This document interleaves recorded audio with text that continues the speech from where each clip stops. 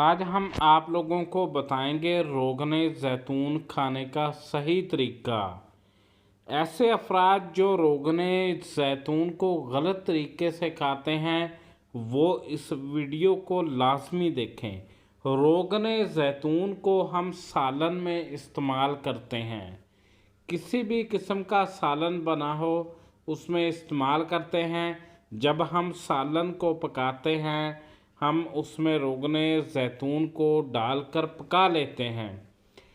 उस वजह से उसमें जो इंग्रेडिएंट्स होते हैं रोगने ज़ैतून के अज्जा होते हैं वो ज़ाया हो जाते हैं।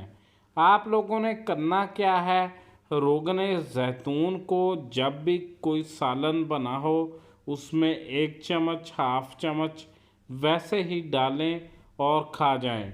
जब भी आप लोग सलाद वगैरह का इस्तेमाल करें सलाद पर रोगने ज़ैतून डालें और खा जाएं।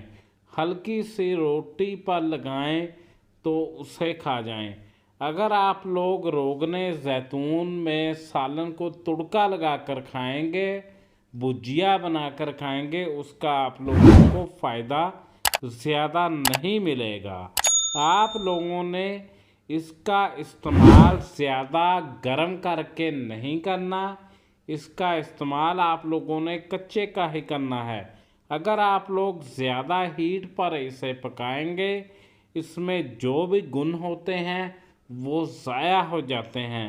आप लोग इसका 1 चम्मच लें, अपने सालन के ऊपर डालें और 1-2 रोटियां खा जाएं।